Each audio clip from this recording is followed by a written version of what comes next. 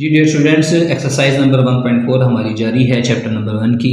पिछले लेक्चर के अंदर हमने क्वेश्चन नंबर जो है वो 1, 2 और 3 किए थे। इस लेक्चर के अंदर हम क्वेश्चन नंबर 4 और 5 का मुतालिया करेंगे। क्वेश्चन नंबर 4 थोड़ा सा लेंथी है, क्वेश्चन नंबर 5 बिल्कुल छोटा सा है, लेकिन दोनों मज़ेदार क्वेश्चन है। कहता है अगर मुरब्बा ए के ज़िले की लंबाई 2 सेंटीमीटर और मुरब्बा बी के ज़िले की लंबाई 6 सेंटीमीटर हो तो दर्जा ज़ैल निस्बतें मालूम करें। मुरब्बा ए के ज़िले की लंबाई और बी के ज़िले की लंबाई के दरमियान निस्बत मालूम करनी है। मुरब्बा ए के अहाता और मुरब्बा बी के अहाते के दरमियान निस्बत मालूम करनी है। मुरब्बा ए के रकबे और मुरब्बा बी के रकबे के दरमियान निस्बत आपने मालूम करनी है। और डियर स्टूडेंट, सबसे पहले तो मैं आपको इसमें एक चीज़ क्लियर कर दूँ। वो क्लियर करने वाली क्या चीज़ है कि ये हमारे पास मुरब्बा दिया हुआ है जिसको इंग्लिश में कहते हैं स्क्वेयर। क्या कहते हैं? स्क्वेयर। स्क्वेयर के लिए मैं आपको समझा दूँ, स्क्वेयर एक ऐसी चौरस चकोर शक्ल होती है जिसकी चारों साइड्स बराबर होती हैं। जितनी लंबाई है उतनी ही चौड़ाई होगी, उतनी ही लंबाई उतनी ही चौड़ाई होगी, चारों साइड इसकी बराबर होती हैं।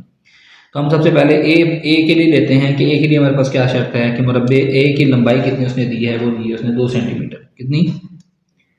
2 सेंटीमीटर। मुरब्बा ए की चौड़ाई वो ऑटोमेटिकली आपको पता है कि लंबाई और चौड़ाई मुरब्बे के अंदर बराबर होती हैं। जब वो बराबर होती हैं तो हम क्या करेंगे, वो भी 2 सेंटीमीटर आ गई। फिर मुरब्बा ए का रकबा वो हमारे पास होता है लंबाई ज़रब चौड़ाई। तो लंबाई कितनी है? 2। चौड़ाई कितनी है? 2। 2 दूनी 4। और मैंने बताया था जब ये ज़रब खा रहे होते हैं तो हमारे पास यहाँ पर जो इसका यूनिट है या इसकी इकाई है वो डबल हो जाएगी। ठीक है। इसी तरह मुरब्बा ए का अहाता निकालेंगे। अहाते का रकबा मैंने आपको बताया हुआ 2 ज़रब लंबाई जमा चौड़ाई, यानी कि 2 बाहर का बाहर रहेगा। ज़रब लंबाई कितनी है? 2। चौड़ाई कितनी है? 2। तो 2 इंटू क्या बन गया? 4। तो ये क्या आ गया इसका आंसर? 8 सेंटीमीटर। ये हमारे पास इसकी पहली शर्त हो गई। ठीक है। अब दूसरा जो रकबा है, दूसरा जो मुरब्बा हमारे पास मौजूद है, दूसरा जो हमारे पास मुरब्बा मौजूद है जनाब, उसके हमने क्या करना है, मुरब्बा बी की लंबाई उसने कितनी दी हुई है? वो उसने दी हुई है 6 सेंटीमीटर। मुरब्बा बी का रकबा कितना है? अच्छा, जब लंबाई दी हुई है तो मैं उसकी चौड़ाई भी लिख लेना।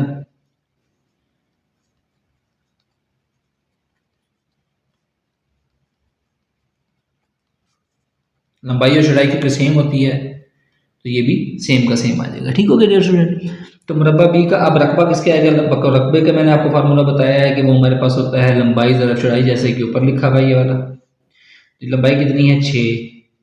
चौड़ाई कितनी है? 6। 6 ज़रब 6 36 सेंटीमीटर का मुरब्बा।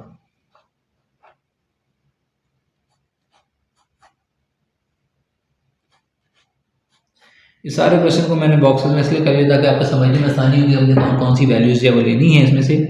अब मुरब्बा बी का अहाते को मैंने फार्मूला बताया 2 ज़रब लंबाई जमा चौड़ाई। हम क्या करेंगे? 2 ज़रब लंबाई कितनी है? 6 जमा चौड़ाई कितनी है? 6।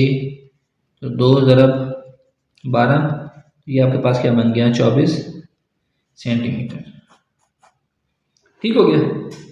अब हमने जो हमारे पास मतलूबा सवाल है उसके हिसाब से हम इसको सॉल्व कर लेते हैं। मुरब्बा ए और मुरब्बा बी की लंबाई में निस्बत। मुरब्बा ए की लंबाई कितनी है? 2 सेंटीमीटर। मुरब्बा बी की लंबाई कितनी है? 6। तो ये क्या बन गया? 2/6। 2 एकम 2, 2 तिया 6, 1/3 बचा। तो इसका आंसर क्या आ गया? 1 निस्बत 3, क्योंकि हमने तो इसकी निस्बत बतानी है। ठीक हो गया। अच्छा, अब अगला उसका पार्ट क्या है? मुरब्बा ए और मुरब्बा बी के अहातों के दरमियान निस्बत। मुरब्बा ए का अहाता हमने निकाला था 8। मुरब्बा बी का अहाता हमने क्या निकाला था? 24। तो ये हमारे पास क्या बचेगा? 8/24। 8 एकम 8, 8 तिया 24, 1/3। तो इसको हम लिख सकते हैं 1 निस्बत 3 जो है वो इसका आंसर हो गया। अच्छा, अब इसका लास्ट पार्ट है मुरब्बा ए और मुरब्बा बी के रकबों के दरमियान निस्बत। मुरब्बा ए का रकबा हमारे पास कितना आया था? 4।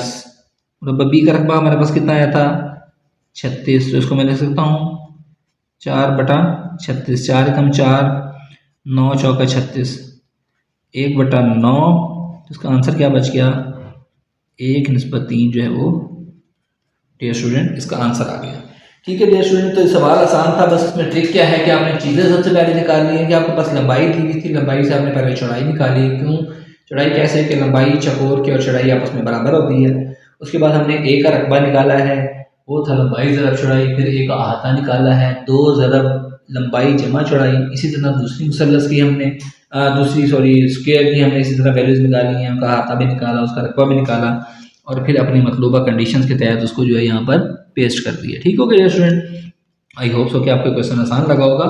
अब हम अपने नेक्स्ट क्वेश्चन की तरफ आते हैं, वो है क्वेश्चन नंबर 5। जैसे मैं आपको इससे पिछले लेक्चर के अंदर एग्जांपल करवाई थी, सेम उसी तरह की है कि अगर हमारे पास a निस्बत b बराबर हो 2 निस्बत 3 के बराबर, तो कहता है 6a इंटू 2b की कीमत मालूम करें। अब a निस्बत b बराबर है 2 निस्बत 3 का मतलब है कि a बराबर है 2 के और b बराबर है 3 के। निस्बत के अंदर ना कॉरस्पॉन्डेंस वैल्यूज जो बराबर होती हैं, ये इसके और ये इसके। अब हमने निकालना क्या है, हमने निकालना है 6a निस्बत 2b। हम क्या करेंगे, हम लिखेंगे 6 इंटू ए निस्बत 2 इंटू बी। 6 ए की क्या कीमत है 2, पुटअप कर दें, निस्बत 2 की क्या कीमत है 2 इंटू बी की क्या कीमत है 3।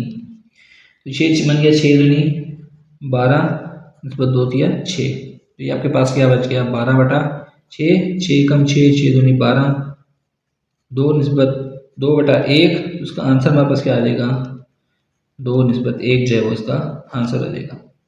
आई होप सो कि ये क्वेश्चन आपको समझ आए होंगे, बिल्कुल आसान क्वेश्चन थे, इनकी बार बार प्रैक्टिस करें ताकि आपको ये भूले ना और आपका पक्का पक्का लेक्चर तैयार हो जाए।